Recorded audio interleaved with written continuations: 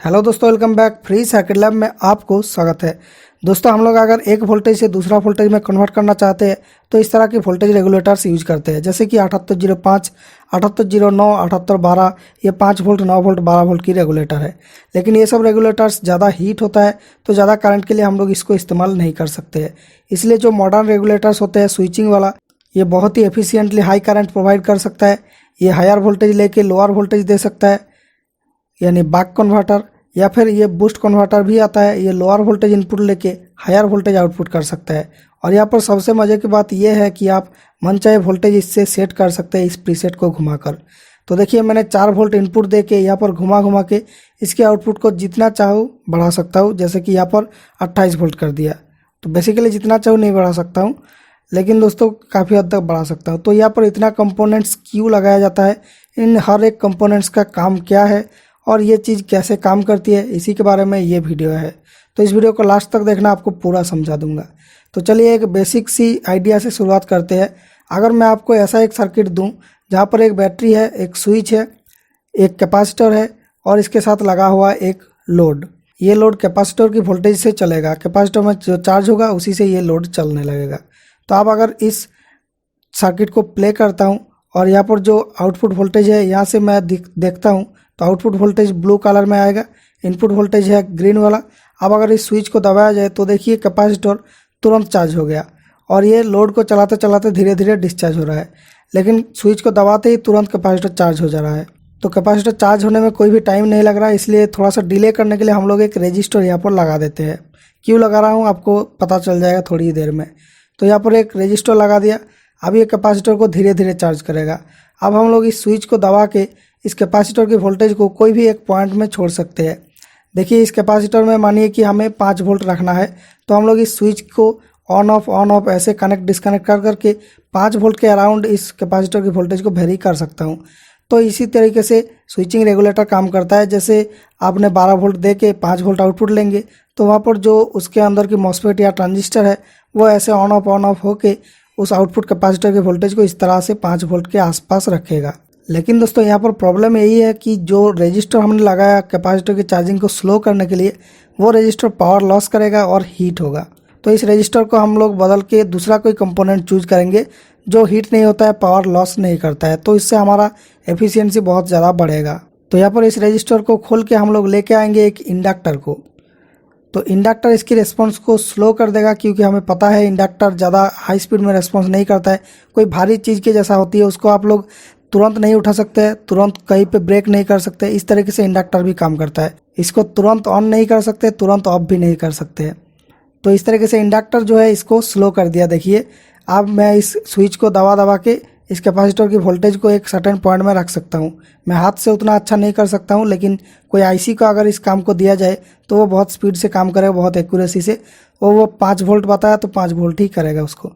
लेकिन दोस्तों, यहाँ पर प्रॉब्लम यही है कि ये जो इंडक्टर है ये भी पावर लॉस अब कर रहा है, क्योंकि जो एनर्जी है वो लेके इंडक्टर खुद चार्ज हो रहा है, फिर वो एनर्जी कहाँ जा रहा है वो हमें पता नहीं चल रहा है, वो कैपेसिटर में नहीं भर रहा है। तो यहाँ पर भी हमें जो है एफिशिएंसी उतना हाई देखने को नहीं मिलेगा। तो वो एनर्जी कहाँ जा रहा है, चलिए वो ढूंढते हैं। तो दोस्तों, चलिए एक बार इस पॉइंट में नज़र डालते हैं। तो इस पॉइंट को हम लोग स्कोप करते हैं, यानी व्यू करते हैं। तो देखिए, लाल पॉइंट जो बन रहा है, लाल लाइन, वो होगा इस पॉइंट की वोल्टेज। अब दोस्तों, अगर इस स्विच को दबाते हैं तो सब कुछ नॉर्मल रहता है, लेकिन जब छोड़ते हैं तब कुछ अजीब घटना घटती है। यहाँ पर देखिए, जो लाल लाइन की वोल्टेज है यानी ऊंचाई है, वो बहुत ज़्यादा हो जा रहा है, जैसे कि 50 वोल्ट तक ये जा रही है। तो भाई ऐसा क्यों हो रहा है? हम लोग तो सप्लाई दे रहे हैं 12 वोल्ट, यहाँ पर 50 वोल्ट कहाँ से आ रहा है? तो यही है इंडक्टर का जादू।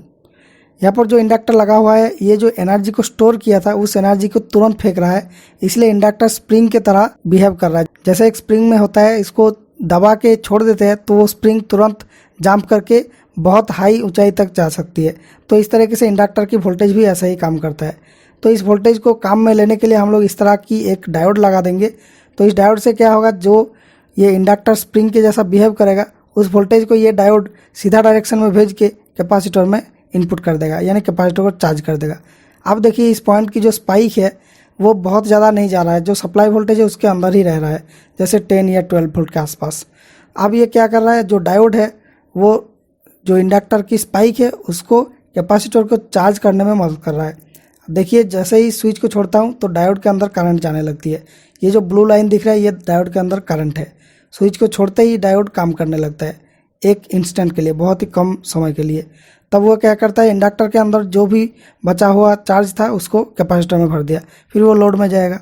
तो इस सिस्टम का अगर हम लोग स्लोली देखें तो यहाँ पर देखिए स्विच को दबाया तो इस लूप में करंट फ्लो होती है, स्विच को छोड़ा तो इस जगह पर करंट फ्लो होती है। ऐसे अगर हम लोग स्विच को दबाते हैं तो पहले क्या हो रहा है, बैटरी की करंट से ये इंडक्टर और कैपेसिटर दोनों चार्ज हो रही है। स्विच को छोड़ देने से जो इंडक्टर के अंदर स्टोर्ड एनर्जी था वो कैपेसिटर को चार्ज कर रहा है और लोड को भी थोड़ा थोड़ा सप्लाई कर रहा है।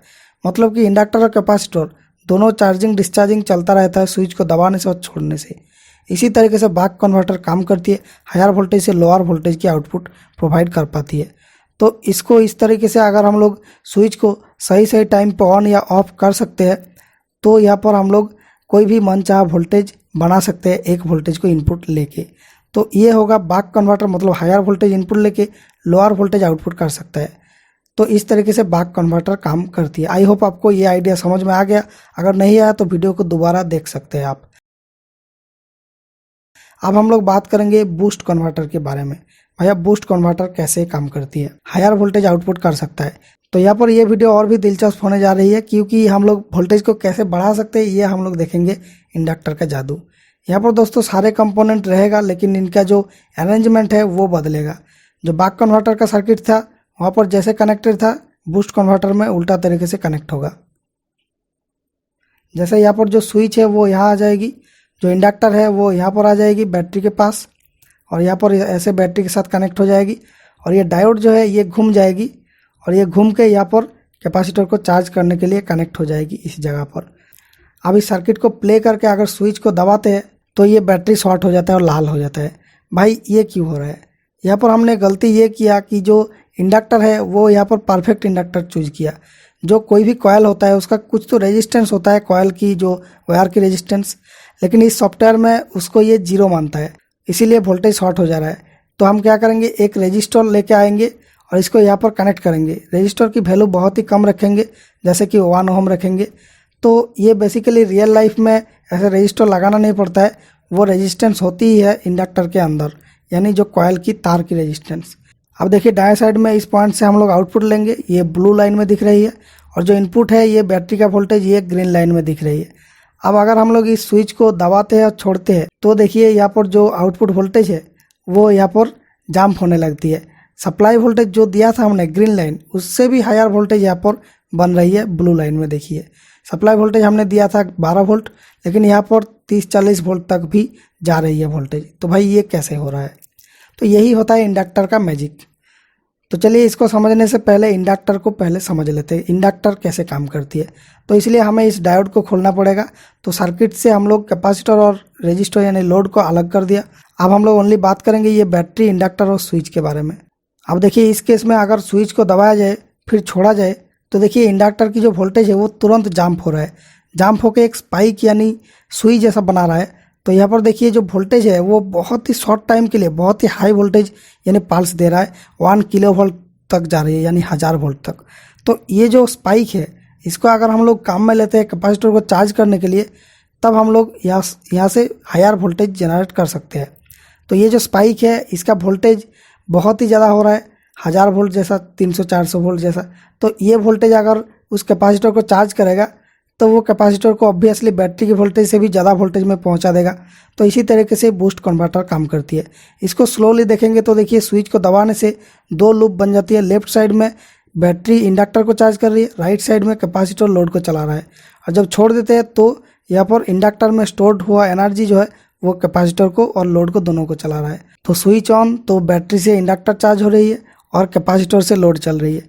और जब स्विच ऑफ तो इंडक्टर में स्टोर किया हुआ एनर्जी जो था उसके अंदर यानी मैग्नेटिक फील्ड में जो एनर्जी था वो कोलैप्स होकर कैपेसिटर और लोड दोनों को चला रहा है। तो इस तरीके से कैपेसिटर और इंडक्टर दोनों अल्टरनेटिंगली चार्जिंग डिस्चार्जिंग हो के वोल्टेज को बढ़ा देता है यहाँ पर। तो आई होप आपको आप बूस्ट कन्वर्टर के बारे में आइडिया समझ में आ गया। अगर थोड़ा बहुत भी मन में क्वेश्चन है तो कमेंट में लिख सकते हैं। अगर समझने में प्रॉब्लम हो रहा है तो वीडियो को दोबारा देख सकते हैं, तो आप 100% समझ जाएंगे। तो भैया अब आपको समझ में आ गया होगा कि इस सर्किट के अंदर कौन सी कंपोनेंट क्या काम कर रही है। इनपुट में जो कैपेसिटर है वो इनपुट वोल्टेज को स्टेबिलिटी देता है। यहाँ पर जो वोल्टेज देंगे उसको ये स्टोर करके स्टेबल बनाता है, जैसे वोल्टेज में कोई फ्लक्चुएशन ना हो। और ये जो आईसी है ये पूरा लॉजिक को कंट्रोल करता है। इसके अंदर ही वो स्विच है मॉसफेट या बीजेटी के फॉर्म में। और ये जो कॉयल है यही मेरा इंडक्टर का काम कर रहा है। अब यहाँ पर जो प्रीसेट है इससे हम लोग घुमा के वोल्टेज को एडजस्ट कर सकते हैं। और जो आउटपुट कैपेसिटर है उससे वोल्टेज मिलेगा। और जो डायोड वगैरह बाकी कुछ एडिशनल सर्किटरी यहाँ पर है। तो दोस्तों ये वीडियो कैसा लगा कमेंट्स में बताएं। अगर ये वीडियो पसंद आए वीडियो को लाइक कीजिए। इस तरह के नॉलेजेबल और इंटरेस्टिंग कंटेंट देखने के लिए हमारे चैनल फ्री सर्किट लैब को सब्सक्राइब कीजिए। और दोस्तों अगर आपको मेरा काम पसंद आता है तो हमारे चैनल के साथ ज्वाइन होके या फिर इस UPI ID में कुछ डोनेट करके हमारे चैनल को मदद कर सकते हैं, जिससे कि मैं वीडियो की व्यूज़ के चक्कर में ना पड़ के आपके लिए नॉलेजेबल और इंटरेस्टिंग कंटेंट ला पाऊँ। दोस्तों थैंक यू फॉर वॉचिंग। मिलेंगे नेक्स्ट वीडियो में with A fresh and new idea.